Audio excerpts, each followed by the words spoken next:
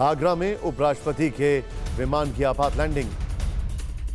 मौसम खराब होने के कारण अचानक लैंडिंग कराई गई। ग्वालियर से भरतपुर जा रहे थे उपराष्ट्रपति धनखड़। दूसरी बड़ी खबर, भारत ने कनाडा के पीएम को विमान की पेशकश की थी। सूत्रों के हवाले से खबर, भारत सरकार ने एयर इंडिया वन की पेशकश की थी। सूत्रों के हवाले से खबर, ट्रूडो का विमान खराब होने के बाद की थी पेशकश। कनाडा की तरफ से ऑफर मंजूर नहीं किया गया। तीसरी बड़ी खबर, पीएम मोदी सुषमा स्वराज भवन में G20 सचिवालय पहुंचे। पीएम मोदी सफल आयोजन के लिए अधिकारियों से मिल रहे हैं। पीएम मोदी के साथ विदेश मंत्री एस जयशंकर भी मौजूद हैं। एक और बड़ी खबर, अमेरिका से आयातित सेब पर आयात शुल्क में कमी। सेब पर लगा अतिरिक्त 20% शुल्क जो है वो हटाया गया है। सरकार के फैसले पर विपक्ष ने सवाल उठाए हैं। एक और बड़ी खबर आ रही है, इंडिया गठबंधन समन्वय समिति की बैठक होगी कल। बैठक के बाद गठबंधन की साझा रैलियों की घोषणा संभव है। समन्वय समिति गठबंधन की सर्वोच्च समिति है। एक और ब्रेकिंग न्यूज इस वक्त, जम्मू कश्मीर के राजौरी में कई घंटों से एनकाउंटर जारी है। एक आतंकी ढेर, सेना का एक जवान शहीद, हैंडलर की रक्षा करते हुए आर्मी डॉग केंट की जान गई है। यूपी के सीएम योगी कल मध्य प्रदेश के दौरे पर जाएंगे। उज्जैन में महाकाल के दर्शन करेंगे योगी आदित्यनाथ। दौरे पर कई और कार्यक्रमों में शामिल होंगे सीएम योगी। इस वक्त एक और बड़ी खबर आ रही है, बाहुबली मुख्तार अंसारी ने जान को खतरा बताया है। डॉन ब्रिजेश सिंह सुंदर भाटी गैंग से हत्या का डर, मुख्तार अंसारी ने कोर्ट से सुरक्षा की गुहार लगाई। और महंगाई के मोर्चे पर बड़ी राहत मिली है। अगस्त में खुदरा मुद्रास्फीति घटकर 6.83% पर आई है। सितंबर में मुद्रास्फीति में और गिरावट का अनुमान है।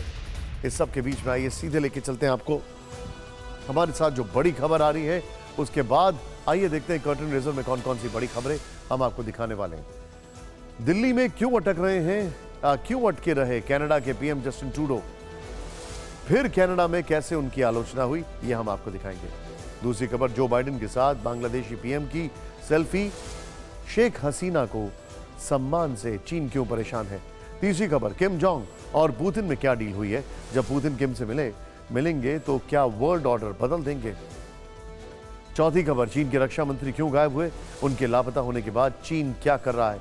जिनपिंग का लापतागंज जरूर देखिए।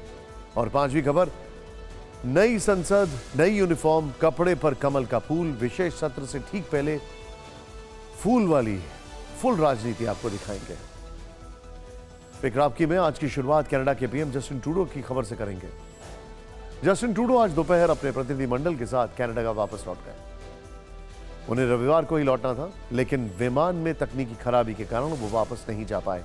प्रोटोकॉल के तहत केंद्रीय मंत्री राजीव चंद्रशेखर ने उन्हें विदा करने एयरपोर्ट पहुंचे। ट्रूडो G20 शिखर सम्मेलन में शामिल होने दिल्ली आए थे।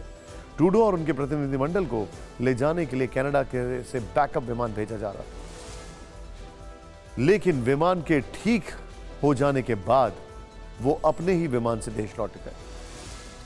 लेकिन ट्रूडो से जुड़ी यह खबर इतनी भर नहीं है कि एक प्रधानमंत्री विमान में तकनीकी खराबी के कारण 48 घंटे दूसरे देश में रहे।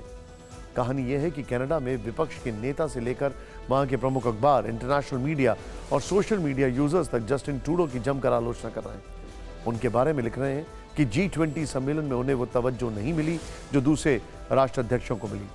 ट्रूडो की आलोचना से जुड़ी ये पूरी कहानी इस रिपोर्ट में देखिए।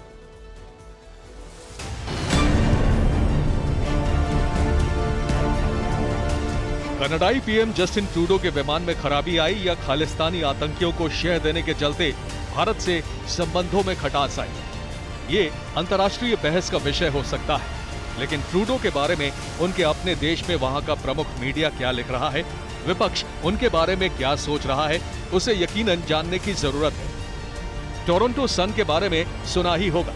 इस अखबार ने रविवार को फ्रंट पेज पर ट्रूडो की दिल्ली यात्रा पर एक लेख लिखा और सोशल मीडिया हैंडल एक्स पर प्रधानमंत्री मोदी और ट्रूडो के साथ की एक तस्वीर को पोस्ट करते हुए उस पर हेडलाइन लगाई, दिस वे आउट, मतलब यहां से बाहर जाओ। टोरंटो सन के इस पोस्ट को कनाडा में मुख्य विपक्षी पार्टी के नेता पियरे पोइलिवरे ने रिपोस्ट करते हुए कटाक्ष किया। पक्षपात को एक तरफ रख भी दें तो भी एक कनाडाई प्रधानमंत्री को कोई देखना पसंद नहीं करता। उन्हें बाकी दुनिया की ओर से बार बार अपमानित किया गया, नकारा गया। इसके बाद तो जैसे सोशल मीडिया पर ट्रूडो के विरोध में लिखने वालों की बाढ़ सी आ गई। हैमी हैम नाम के यूजर ने लिखा, क्या ट्रूडो का कहीं कोई दोस्त है? निश्चित रूप से G20 में नहीं और कनाडा में तो बिल्कुल नहीं।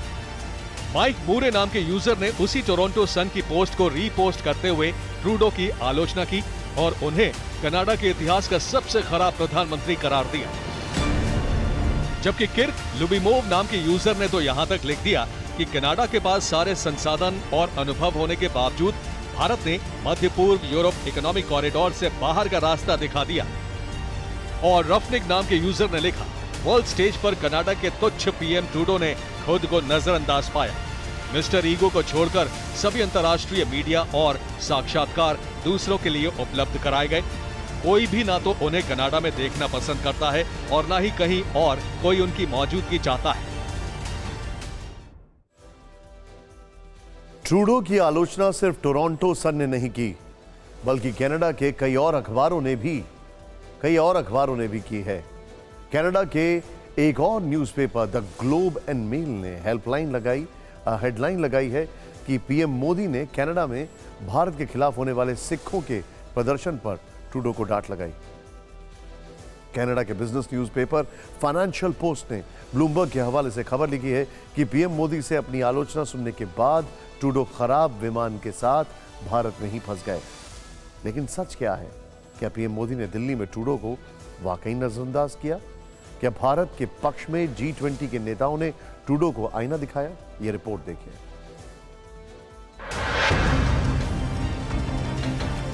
जस्टिन ट्रूडो G20 शिखर सम्मेलन में भाग लेने के लिए 8 सितंबर की रात नई दिल्ली एयरपोर्ट पर उतरे थे।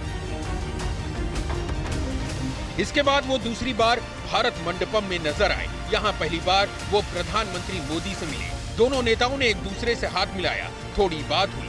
फिर पीएम मोदी ने उन्हें हाथों से इशारा करते हुए आगे बढ़ने के लिए कहा, लेकिन ट्रूडो वहीं खड़े रहे। फोटो खिंचवाई, फिर निकले। टोरंटो सन ने इसी तस्वीर को ट्रूडो की आलोचना के लिए आधार बनाया और कहा कि पीएम मोदी ने उन्हें जाने के लिए कह दिया। समिट से हटकर ट्रूडो और पीएम मोदी की अगली मुलाकात अगले दिन राजघाट पर हुई। यहाँ प्रधानमंत्री मोदी ने सभी मेहमानों की तरह उन्हें भी खादी का अंग वस्त्र पहनाया। उन्हें बैकग्राउंड में बने साबरमती आश्रम की विशेषता बताई। रविवार दोपहर में फिर वो मौका भी आया जिसका ट्रूडो बेसब्री से इंतजार कर रहे थे, जिसके लिए कनाडा की ओर से लगातार प्रयास किए जा रहे थे। असल में G20 की साइडलाइन में कनाडा पीएम मोदी के साथ द्विपक्षीय वार्ता चाहता था। सूत्रों से खबर है कि इसके लिए बार बार भारतीय अधिकारियों से गुजारिश कर रहा था। रविवार दोपहर में ये क्षण भी आया। जस्टिन ट्रूडो से पीएम मोदी ने अलग से छोटी सी मुलाकात की, लेकिन जैसा कि ट्रूडो ने उम्मीद पाली थी, उसके उलट पीएम मोदी ने उन्हें कनाडा में चरमपंथी तत्वों की ओर से जारी भारत विरोधी गतिविधियों के बारे में कड़ी चिंताओं से अवगत कराया। बाद में विदेश मंत्रालय की तरफ से जारी बयान में बताया गया कि पीएम मोदी ने ट्रूडो से कहा कि दोनों देशों के संबंधों में प्रगति के लिए आपसी सम्मान और भरोसा जरूरी है। खालिस्तानियों का प्रदर्शन पृथकतावाद को बढ़ावा देता है और भारतीय राजनयिकों के खिलाफ हिंसा को उकसाता है। कनाडा से ये भी कहा गया कि उसे उसके मुल्क में रहने वाले भारतीय समुदाय के लिए खतरों से भारत के साथ मिलकर लड़ना चाहिए, जिसके जवाब में ट्रूडो ने कहा कि कुछ लोगों की गतिविधियां समूचे कनाडाई समाज का प्रतिनिधित्व नहीं करती हैं। यानी कूटनीतिक भाषा बोलकर वो एक बार फिर खालिस्तानियों का अप्रत्यक्ष तौर पर बचाव करते नजर आए। कनाडा में 7 सितंबर को एक सर्वे किया गया और उसमें पता लगा कि ट्रूडो को सिर्फ 26% समर्थन हासिल है और उनकी जो ऑपोजिशन पार्टी है उसको 40% वोटर्स जो हैं वो पसंद करते हैं। ट्रूडो की डोमेस्टिक रेटिंग्स भी गिरती जा रही हैं। ऐसा कहा जा रहा है कि भारत सरकार ने कनाडा के प्रधानमंत्री को एयरफोर्स 1 यानी भारत के प्रधानमंत्री का विमान देने की पेशकश की थी ताकि जस्टिन ट्रूडो को वतन लौटने में देरी ना हो, लेकिन कनाडा के अधिकारियों ने यह प्रस्ताव ठुकरा दिया। Well, it is there loss. कूटनीति का एक तरीका यह भी है कि जिस देश में अपने वतन के खिलाफ साजिशें रची जाती हों, साजिशकर्ताओं को सरकार का खुला संरक्षण प्राप्त हो, उन्हें जहर उगलने की खुली छूट हो। ऐसे देश के राष्ट्राध्यक्ष को हर बार बयान देकर समझाने की जरूरत नहीं होती है। कभी कभी बिना कुछ कहे भी सर्द रवैया अपनाकर कड़ा संदेश देने की कोशिश होती है। नई दिल्ली में ट्रूडो के साथ शायद यही हुआ और इसीलिए कनाडा की मीडिया में उनके दिल्ली दौरे को नाकाम और शर्मनाक तक कहा जा रहा है।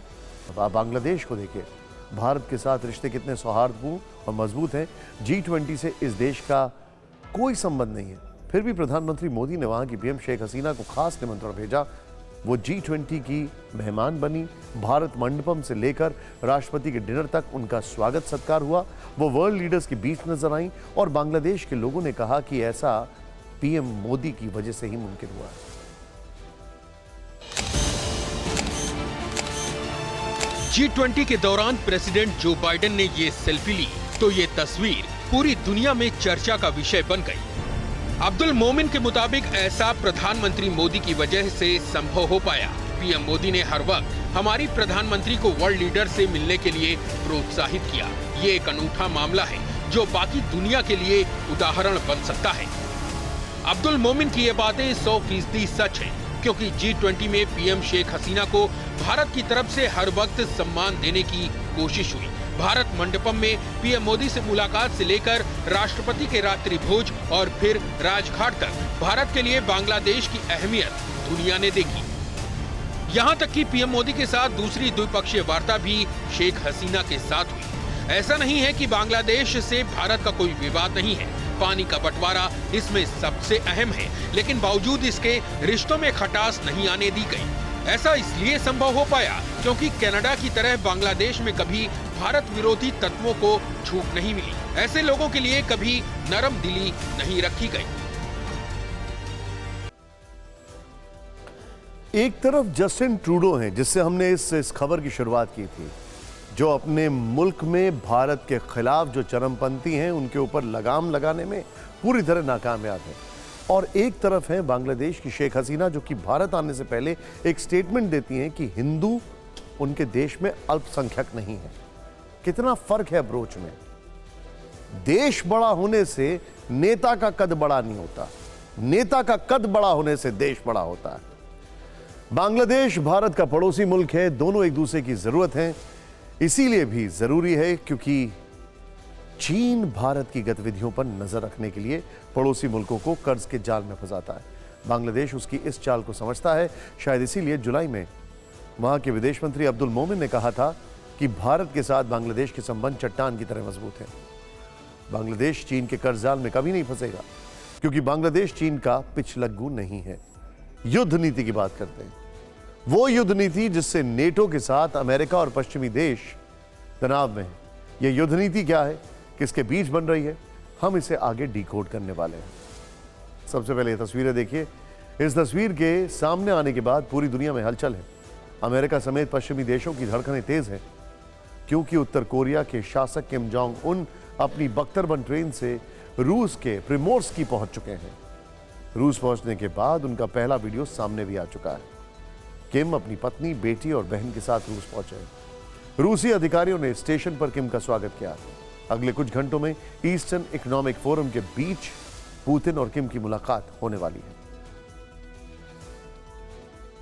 इस मुलाकात में रूस के रक्षा मंत्री सर्गेई शोइगु भी होंगे, क्योंकि शोइगु और किम के बीच काफी अच्छी केमिस्ट्री मानी जाती है। हाल ही में जुलाई के महीने में शोइगु उत्तर कोरिया की यात्रा कर चुके हैं। यूक्रेन युद्ध के बीच किम पुतिन की मुलाकात से पश्चिमी देश डरे हुए हैं। सवाल यह है कि इस मुलाकात में आखिर ऐसा क्या होने वाला है, इस रिपोर्ट में देखें।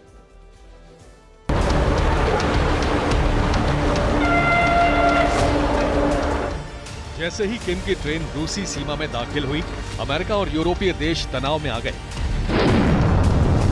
क्योंकि किम अपने बारूदी प्रेम के लिए दुनिया में कुख्यात है। अब वो अपना बारूद लेकर पुतिन के दरवाजे पर आए। पुतिन और किम मिलकर जो करने वाले हैं वो दुनिया में एक नए युद्ध का आरंभ हो सकता है। मीडिया रिपोर्ट्स के मुताबिक पुतिन और किम के बीच एक बड़ी डील होने वाली है। इस डील से दुनिया डरी हुई है। किम अपने हथियारों का भंडार मॉस्को के लिए खोलने वाले हैं, तो पुतिन न्यूक्लियर से जुड़ी नई तकनीक देकर उत्तर कोरिया को और ताकत देने वाले हैं। मीडिया रिपोर्ट्स के मुताबिक दोनों के बीच इस डील में क्या संभव है, अब जरा वो जान लीजिए।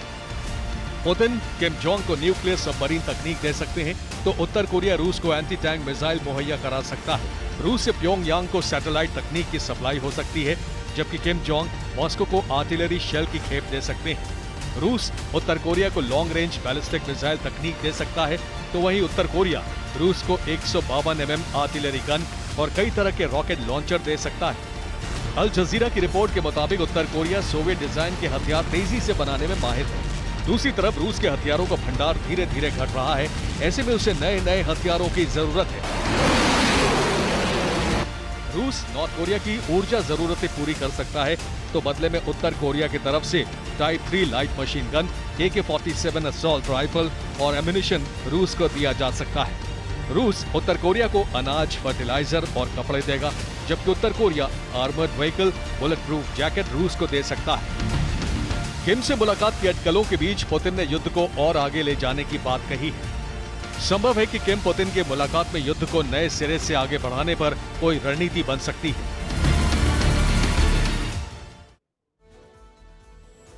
यहां पर एक बड़ी महत्वपूर्ण चीज अब आपको जानना जरूरी है। पुतिन और किम की मुलाकात का डर जो है वो दुनिया में एक नए वर्ल्ड ऑर्डर की वजह से ज्यादा बन रहा है। क्या है, अब आप इसको जरा देखिए। यूक्रेन युद्ध के बाद दुनिया दो धड़ों में बट गई है। ध्यान से देखिए, एक तरफ थोड़ा जूम इन करना पड़ेगा आपको Rahul, Ukraine plus US plus France plus Britain plus Germany. आप इसको ऐसे देख सकते हैं, यूक्रेन प्लस नेटो अलायंस। यहां पर टिकर ऑफ करना पड़ेगा। यूक्रेन प्लस नेटो अलायंस एक तरफ ये धड़ा है, वर्सेस रूस, नॉर्थ कोरिया, चीन, ईरान, बेलारूस। मैं रिपीट कर रहा हूं, रूस, नॉर्थ कोरिया, चीन प्लस ईरान प्लस बेलारूस। ये दुनिया के दो वर्ल्ड ऑर्डर्स आपके सामने दिखाई दे रहे हैं। इस नए गठबंधन को लेकर अमेरिका और पश्चिमी देश तनाव में हैं, क्योंकि इनमें से नॉर्थ कोरिया और ईरान दो ऐसे देश हैं जो समय समय पर परमाणु हथियारों की धमकी से दुनिया को डराते रहते हैं, जिनके पास परमाणु हथियारों की खेप मौजूद है। इसमें एक और चीज जो गौर करने वाली है वो ये है कि न सिर्फ नया वर्ल्ड ऑर्डर बन रहा है, लेकिन रूस ने नॉर्थ अफ्रीका में ऐसे डिस्ट्रप्शन क्रिएट किए हैं, ऐसा कहा जाता है रूस ने क्रिएट किए हैं, जिससे कि अमेरिका परेशान है। सीरिया में जो हालात हैं, इराक में जो हालात हैं, उस सब के पीछे एक स्ट्रैटेजी दिखाई देती है, उससे भी अमेरिका परेशान है। और अब अगर कोरियन पेनिनसुला में भी हालात खराब हुए तो यूक्रेन युद्ध के अलावा 3 फ्रंट ऐसे होंगे जहां पर अमेरिका को ध्यान देना पड़ेगा, और Iran versus Israel already active है, यानी कि 4 फ्रंट और यूक्रेन युद्ध के अलावा। तो किम और पुतिन की दोस्ती का मतलब है अमेरिका के खिलाफ नया मोर्चा खोलना। क्या यहां आपने एक बात गौर की है?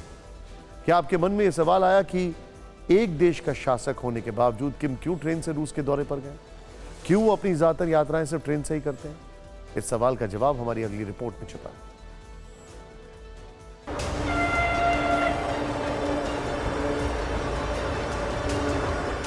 किम की ट्रेन जब अपने सफर पर निकलती है, दुनिया में चारों तरफ रहस्यमयी ट्रेन को लेकर चर्चाएं तेज हो जाती हैं, क्योंकि अपने आप में दुनिया की ऐसी इकलौती ट्रेन है जो पटरी पर चलते फिरते अभेद्य किले से कम नहीं है।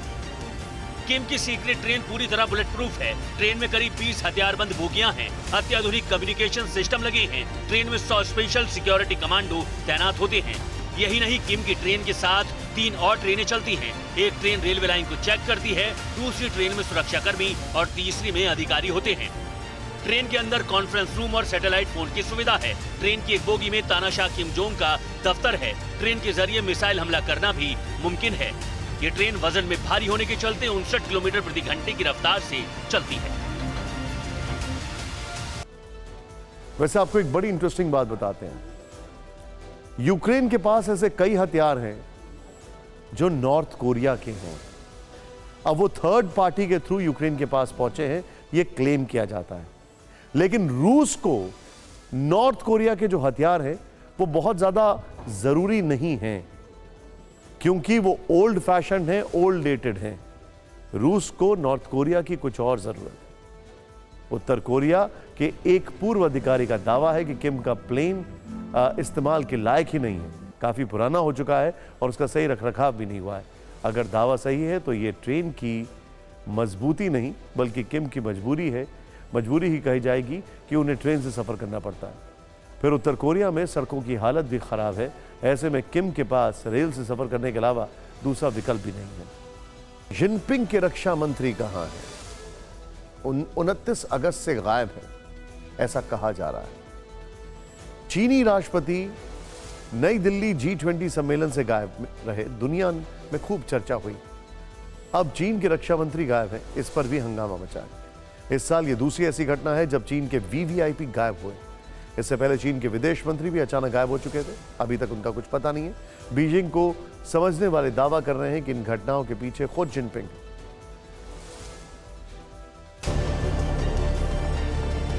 ये तस्वीर 29 अगस्त 2023 की है। चीन Africa peace and security forum का मंच था। चीन के रक्षा मंत्री ली शांगफू फोरम को संबोधित कर रहे थे। यही वो दिन था जब आखिरी बार ली शांगफू को देखा गया। इसके बाद से वो कहां गायब हैं, किसी को कुछ नहीं पता। जिनपिंग कैबिनेट के एक और मंत्री इस तरह अचानक लापता हो गए हैं। जापान में अमेरिका के राजदूत रेहम इमैनुअल ने सबसे पहले चीन के रक्षा मंत्री की गैर मौजूदगी का मुद्दा उठाया। उन्होंने कहा कि चीन के रक्षा मंत्री को बीते 2 हफ्तों से सार्वजनिक मंच पर नहीं देखा। शांगफू के गायब होने के बाद तमाम अटकलें तेज हैं। कहा जा रहा है वो ऐसे समय में गायब हुए हैं जब 5 साल पहले की गई हार्डवेयर खरीद से जुड़े भ्रष्टाचार के मामलों की जांच चल रही है। ब्लूमबर्ग की रिपोर्ट के मुताबिक ली सितंबर 2017 से 2022 तक उपकरण विभाग में कार्यरत थे। हालांकि उन पर कोई आरोप नहीं है। चीन में जिनपिंग कैबिनेट के मंत्रियों का गायब होना नई बात नहीं है, बल्कि इससे पहले चीन के विदेश मंत्री क्विन गैंग भी गायब हो चुके हैं। इसके अलावा रॉकेट फोर्स के लीड जनरल ली युचाओ और जनरल लियू गुआंगलिन को भी राष्ट्रपति जिनपिंग ने पद से हटा दिया था। ये दोनों अधिकारी भी कई महीनों से लापता हैं। और आप सोचिए, ये विदेश मंत्री तब गायब हुए हैं जब सोशल मीडिया पर ऐसे विजुअल्स, ऐसी तस्वीरें आ रही हैं कि चाइना ताइवान से युद्ध के लिए एक बहुत बड़ा मिलिट्री बिल्डअप करने जा रहा है। कम से कम ये तस्वीरें तो हैं ही कि टैंक्स का मूवमेंट हो रहा है चाइना में, बख्तरबंद गाड़ियों का मूवमेंट हो रहा है और उनके रक्षा मंत्री गायब हैं। चीन से जो खबरें आ रही हैं उसके मुताबिक जिनपिंग पर अपने विरोधियों को दबाने के आरोप लग रहे हैं, क्योंकि बीजिंग में बड़े पैमाने पर रक्षा मंत्रालय के टॉप अधिकारियों की गिरफ्तारी हुई है। गिरफ्तार किए गए लोगों में कई रक्षा विभागों के प्रमुख शामिल हैं। चाइना नॉर्थ इंडस्ट्रीज कॉरपोरेशन के चेयरमैन ली शिकवान को गिरफ्तार किया गया है। China aerospace science and industry corporation के चेयरमैन युआन जे की गिरफ्तारी हुई है। चाइना एविएशन इंडस्ट्री कॉरपोरेशन के चेयरमैन तान राइसोंग को भी गिरफ्तार किया गया है। लगता है जिनपिंग भी अपने पार्टनर पुतिन की तरह अपने विरोधियों को रास्ते से साफ कर रहे हैं। उनको भी अपनी सत्ता जाने का डर सता रहा है, ऐसा विशेषज्ञ जो हैं वो कह रहे हैं। हालांकि जिनपिंग के ऊपर खुद बाइडेन कह रहे हैं कि अभी वो बहुत बिजी हैं अपने इकोनॉमिक अफेयर्स में, ताइवान पर अटैक नहीं करेंगे, ये बाइडेन कह रहे हैं। अब खबर फिक्र की नहीं बल्कि भारतवर्ष के गर्व और शौर्य की है। बात लाइन ऑफ एक्चुअल कंट्रोल पर भारत की उस तैयारी की है जो चीन को बेहद चुभने वाली है। हम ऐसा क्यों कह रहे हैं, इसकी डिटेल जानकारी आगे देंगे, लेकिन पहले 25 सेकंड में कुछ तस्वीरें देखें।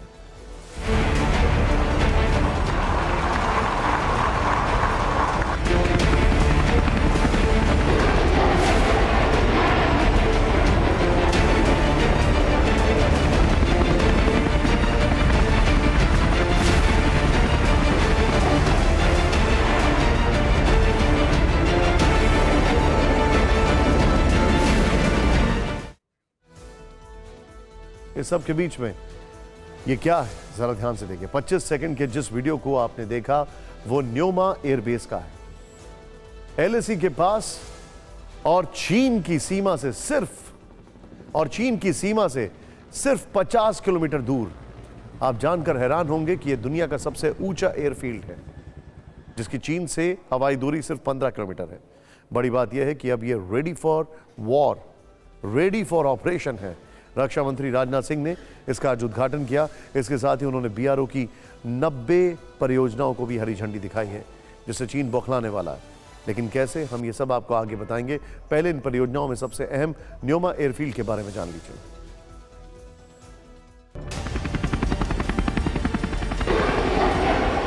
MiG-29 हो या राफेल, सुखोई 30 हो या तेजस, अटैक हेलीकॉप्टर चिनूक हो या C-17 ग्लोबमास्टर या फिर भारी भरकम K9 वज्रतोप,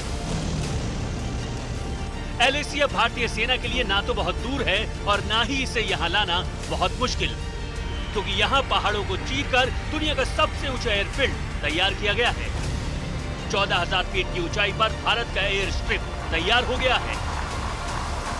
बॉर्डर रोड ऑर्गेनाइजेशन पूर्वी लद्दाख के न्योमा में एयरफील्ड पर भी काम शुरू करने जा रहा है और इसे लद्दाख में अग्रिम चौकियों पर तैनात सैनिकों के लिए स्टेजिंग ग्राउंड के रूप में विकसित किया जाएगा।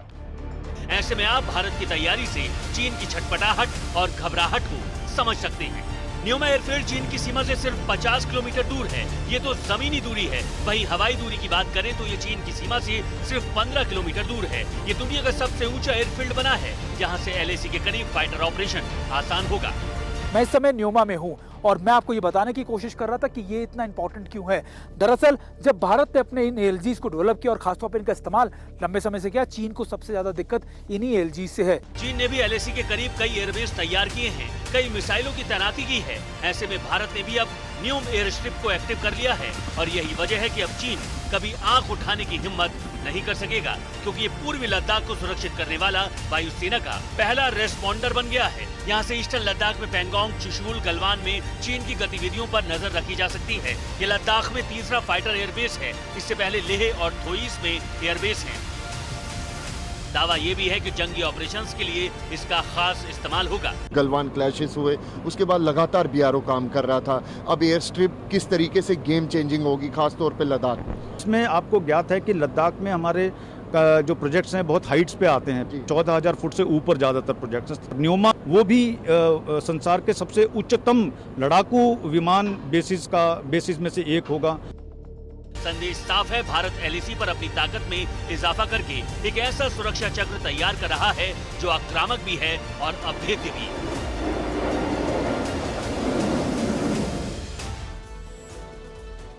एक शब्द का अक्सर इस्तेमाल होता था, वो था मिरर डिप्लॉयमेंट, यानी जैसा उन्होंने डिप्लॉयमेंट किया हम भी वैसा ही कर रहे हैं। लेकिन आप जानते हैं वहां की सच्चाई क्या है? प्रकृति ने भी उनको बड़ा सोच समझ कर चीजें दी हैं। वहां की पहाड़ियां ऐसी हैं कि कुछ पहाड़ियों के पास एयरबेस बन ही नहीं सकता है, एयरक्राफ्ट टेक ऑफ ही नहीं कर सकता है। लेकिन हमारे सामने ये चुनौती हमारी तरफ कई जगह है ही नहीं, बल्कि ज्यादातर जगह नहीं। जैसा हमने पहले कहा, न्योमा एयरफील्ड सिर्फ एक झांकी है। चीन को उसी के अंदाज में जवाब देने के लिए न्योमा एयरफील्ड से सिर्फ 1 किलोमीटर दूर K9 वज्रतोप भी तैनात है, जिससे गोले बरसते हैं तो दुश्मनों के कैंप में तबाही मच जाती है।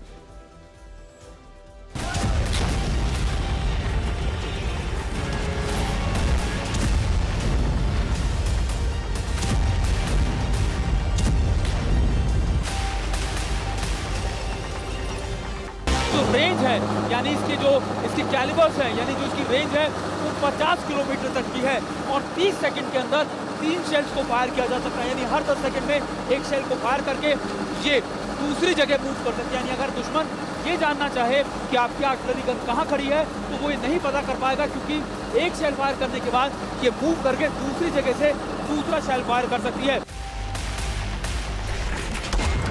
5 लोगों की टीम होती है, जिसमें 4 लोग जो होते हैं वो पीछे की तरफ होते हैं, एक जो ड्राइवर होता है यानी जो मेन होता है वो आगे होता है, बाकी जो कंट्रोलर, गनर, लोडर और चौथे जो शख्स होते हैं वो इसी चारों के अंदर बैठते हैं। मेरे कैमरा पर्सन अगर आपको दिखाएं शेल्स को, तो ये पूरी तरीके से ऑटोमेटिक है।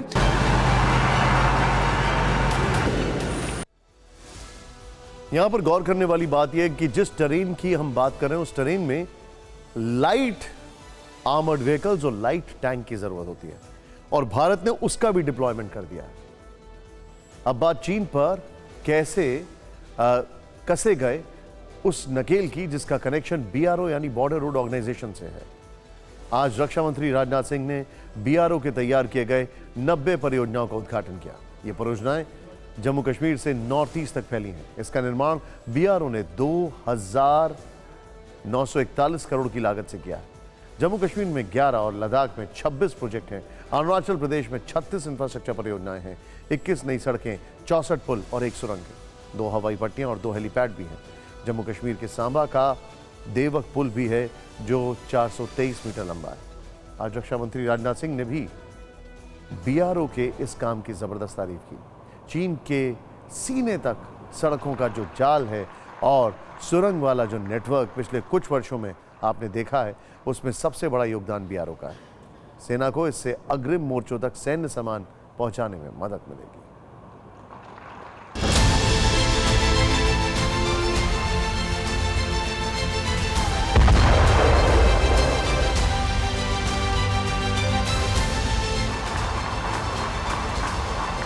कि जिन परियोजनाओं का रक्षा मंत्री की तरफ से उद्घाटन किया गया, उसको बीआरओ की तरफ से तैयार किया गया है।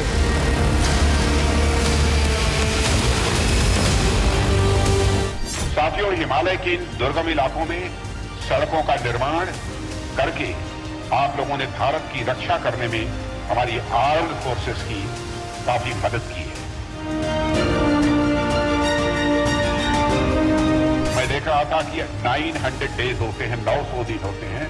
900 दिनों में लगभग 300 रोड्स, ब्रिजेस और टनल्स, इन सब का जो है लोकार्पण हुआ है। देवक ब्रिज जो है केवल 3.5 किलोमीटर दूर है अंतर्राष्ट्रीय सीमा से। तो हमारी जो सिक्योरिटी फोर्सेज हैं, अगर उनको कहीं सांबा डिस्ट्रिक्ट में कहीं पर भी डिप्लॉय होना पड़े तो ये ब्रिज सामरिक दृष्टि से भी बहुत महत्वपूर्ण है। तो अगर लागत से देखा जाए तो 60% लागत हमारी इन्हीं 2 स्टेट्स में गई है। टनल जिसका 15 फरवरी को भारत सरकार ने उसका अनाउंसमेंट किया है, वो संसार की सबसे ऊंची टनल होगी जब बनकर तैयार होगी। ब्रगांजा ब्रिज जो हम ससोमा सासरला के आगे ब्रगांजा है, श्योक रिवर पर बना रहे हैं, वो 15,200 फुट पर है। चीन की रेड आर्मी को जवाब देने के लिए भारत की ड्रोन नीति भी जिनपिंग के होश उड़ाने वाली है। भारत लद्दाख में ऐसे ड्रोन का परीक्षण कर रहा है जो बेहद घातक और विध्वंसक हैं। ये हैं पोलैंड में बना वारमैट ड्रोन। रूस और यूक्रेन के बीच चल रहे युद्ध में इस ड्रोन का धड़ल्ले से इस्तेमाल हो रहा है। पुतिन आर्मी पर यह ड्रोन काल की तरह बरस रहा है। यूक्रेन ने पोलैंड से ये ड्रोन खरीदा है, अब भारत के पास भी ये ड्रोन है और एलएसी पर उड़ान भी भर रहा है। तो जिनपिंग की सेना में दहशत है। ये ड्रोन इतने ताकतवर हैं कि चीन के बंकरों को पल भर में नष्ट कर सकते हैं। इनका इस्तेमाल निगरानी और हमले दोनों के लिए होता है। आपको बता दें कि वारमैट ड्रोन एक इलेक्ट्रॉनिक मोटर के जरिए ऑपरेट होता है। ये विस्फोटों के साथ हमला कर सकता है। वारमैट ड्रोन समुद्र तल से 150 से 300 मीटर की ऊंचाई पर उड़ान भर सकता है।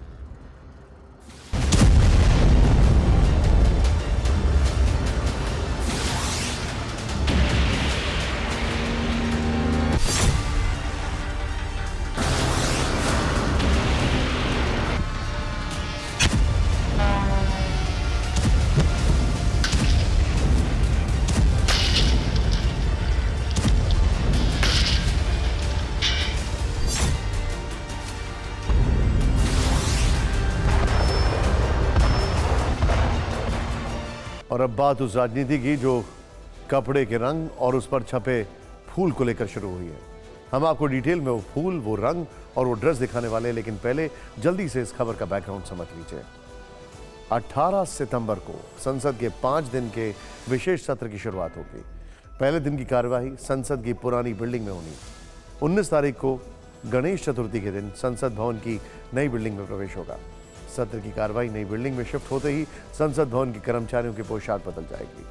ड्रेस में बदलाव सचिवालय के कर्मचारी, मार्शल, सुरक्षाकर्मी और चेंबर अटेंडेंट सबके लिए होगा। नए ड्रेस कोड के तहत सचिवालय के कर्मचारी बंद गला सूट की जगह मैजेंटा या गहरे गुलाबी रंग की जैकेट पहनेंगे। शर्ट गहरे गुलाबी रंग के होंगे जिन पर कमल का फूल बना होगा। पैंट का रंग भी बदलेगा, अब पैंट खाकी रंग की हो जाएगी।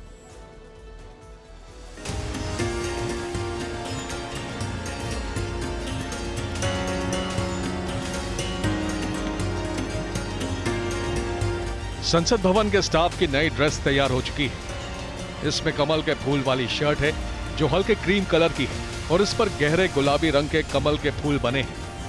इस शर्ट के साथ खाकी रंग की पैंट तैयार की गई है। शर्ट और पैंट के लिए मरून जैकेट का कॉम्बिनेशन रखा गया है। सचिवालय के कर्मचारी पहले बंद गले का सूट पहनते थे, लेकिन अब उन्हें कमल के फूल वाली शर्ट, खाकी पैंट और नेहरू जैकेट दी जाएगी। ये ड्रेस टेबल ऑफिस, संसदीय रिपोर्टिंग टीम और नोटिस ऑफिस के कर्मचारी पहनेंगे।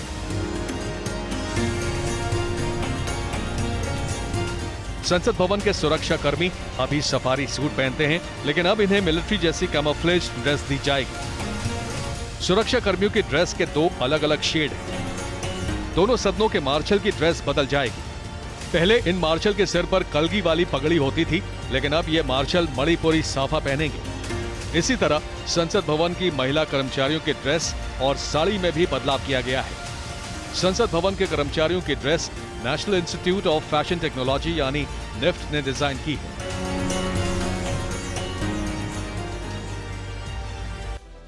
ड्रेस में इस बदलाव पर राजनीति जो है वो शुरू हो गई है। सबसे ज्यादा सवाल शर्ट पर कमल के फूल को लेकर पूछे जा रहे हैं। कमल बीजेपी के चुनाव चिन्ह है, इसीलिए विपक्षी दल आक्रामक हो गए। कांग्रेस सवाल पूछ रही है कि संसद के स्टाफ की शर्ट पर कमल का फूल क्यों है, राष्ट्रीय पशु बाघ या फिर राष्ट्रीय पक्षी मोर की तस्वीर क्यों नहीं है। इसे लेकर दिन भर किस तरह राजनीति हुई, आपको एक रील के जरिए दिखाते हैं। ये भारत के सदन की गरिमा होती है, एक मर्यादा होती है। लोग प्रिपेयर करके जाएं। वहाँ पर छोटे बच्चे ताली बजाने थोड़ी जा रहे हैं, वहाँ पर देश के सांसद जा रहे हैं। पार्लियामेंट का सारा विषय माननीय स्पीकर साहब के क्षेत्राधिकार में आता है।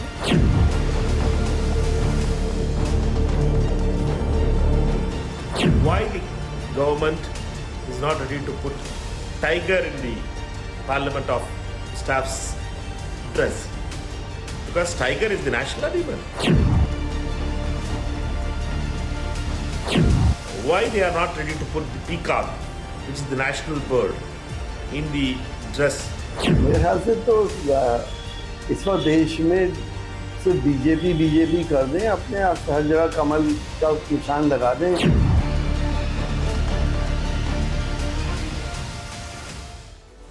संसद के कर्मचारियों की नई ड्रेस पर भले ही आज राजनीतिक बयानबाजी हो रही हो, लेकिन ये पोशाक अचानक तैयार नहीं हुई है। इसके लिए एक लंबी प्रक्रिया चली है। तो ये समझना जरूरी है कि संसद भवन के स्टाफ की नई ड्रेस कोड कैसे फाइनल की गई।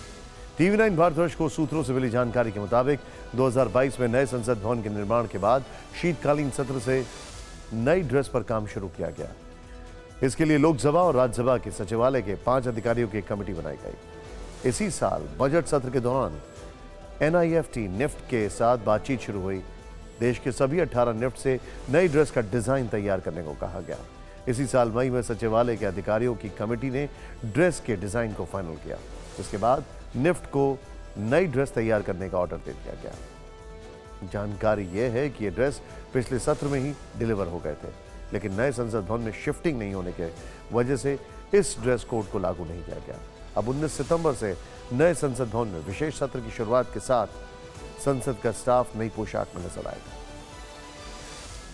वैसे पहली बार नहीं है जब संसद में नई ड्रेस को लेकर सवाल उठाए जा रहे हैं। 2019 में राज्यसभा में शीतकालीन सत्र के दौरान मार्शल्स की ड्रेस को लेकर भी विवाद हुआ था। तब सेना के कई पूर्व अधिकारियों ने कहा था कि ड्रेस आर्मी की ब्रिगेडियर रैंक और उससे ऊपर की वर्दी से मिलती जुलती है। डार्क ब्लू कलर की ड्रेस में राज्यसभा के मार्शल को नीले रंग की एक कैप भी दी गई थी, जबकि पुरानी ड्रेस का कलर क्रीम था और मार्शल पारंपरिक पगड़ी पहनते थे। जब इस पोशाक पर विवाद हुआ तो बाद में इसे बदल दिया गया। विवाद नई ड्रेस से ज्यादा ड्रेस पर बने कमल के फूल को लेकर है। वैसे कमल के फूल पर राजनीति नहीं है। इससे पहले G20 के लोगों में कमल के फूल के इस्तेमाल पर विवाद हो चुका है।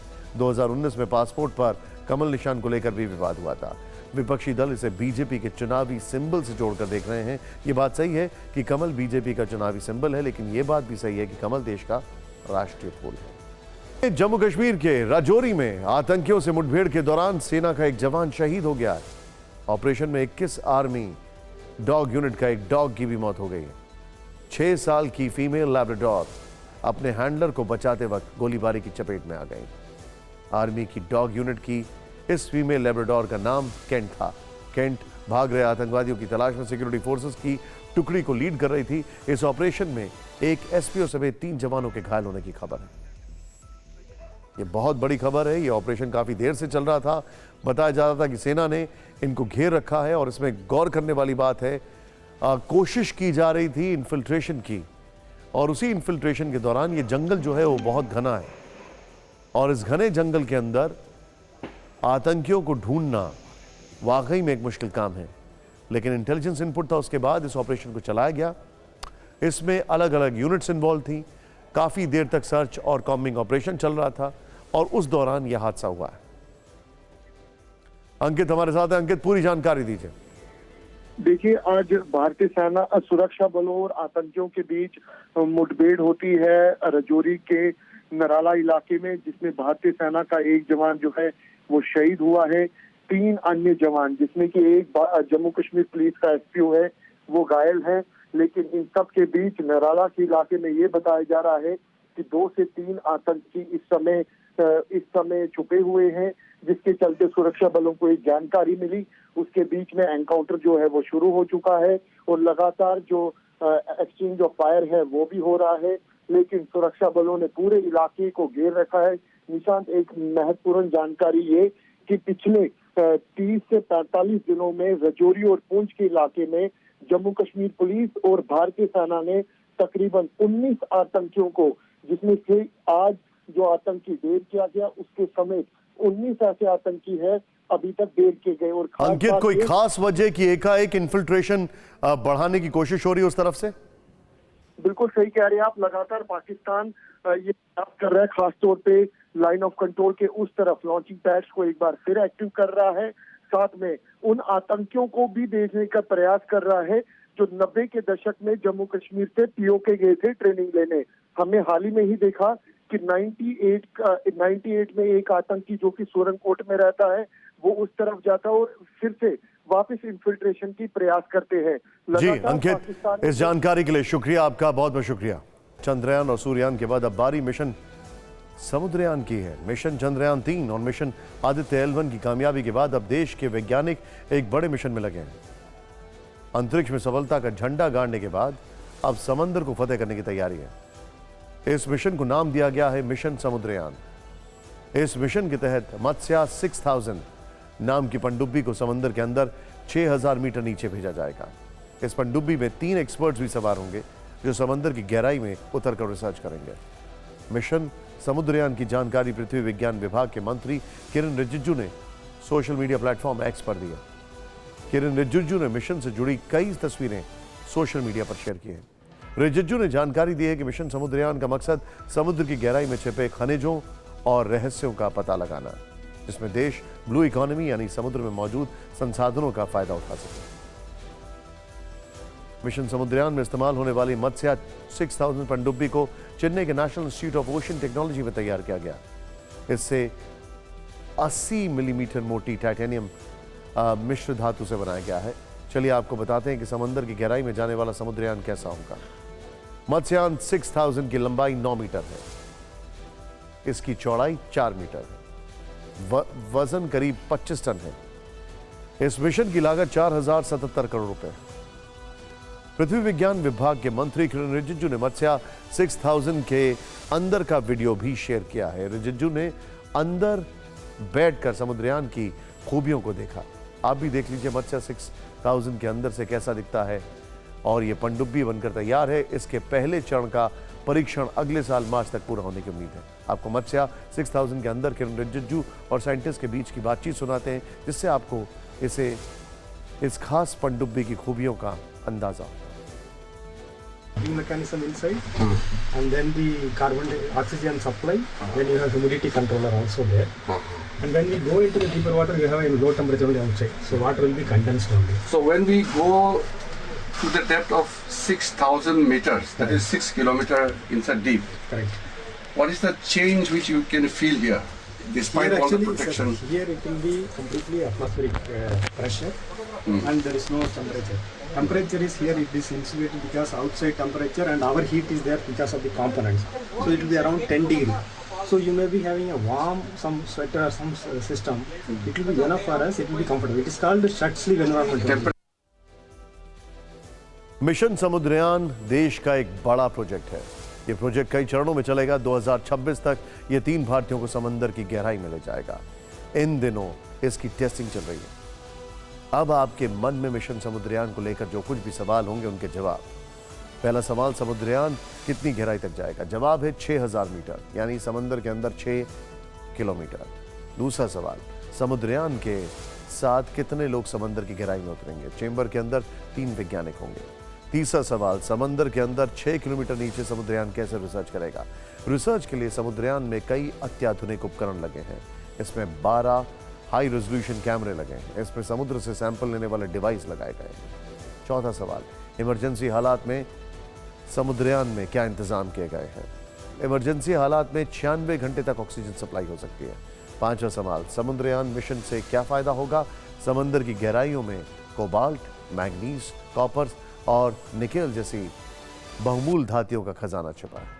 अगर भारतीय मिशन इन धातुओं की सटीक जानकारी पता लगाने में कामयाब रहा तो यह देश के लिए बड़ी बात होगी। भारत का यह मिशन सफल रहा तो हम गहरे समुद्र में इस तरह की रिसर्च करने वाले छठे देश बन जाएंगे।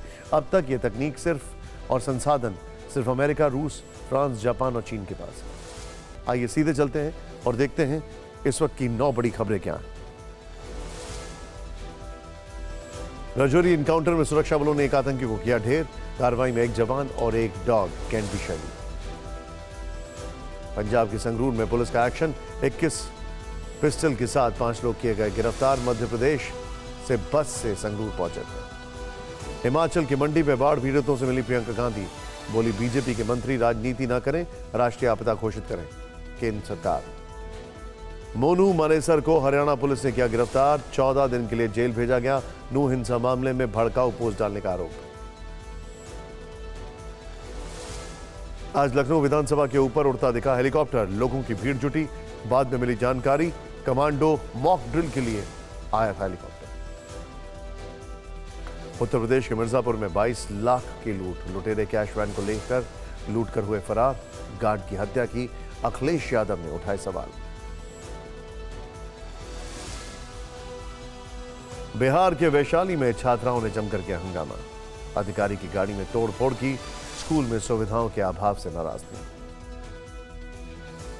पश्चिम बंगाल के बांकुरा में आपस में भिड़े बीजेपी कार्यकर्ता, पार्टी दफ्तर में ही लात घूंसे चले। केंद्रीय शिक्षा राज्य मंत्री सुभाष सरकार के खिलाफ लगाए नारे। 2 दिन के गुजरात दौरे पर अहमदाबाद पहुंची राष्ट्रपति द्रौपदी मुर्मू। कल राष्ट्रीय ई-विधान एप्लीकेशन परियोजना का उद्घाटन करेंगे। विधानसभा के सदस्यों को भी संबोधित करेंगे।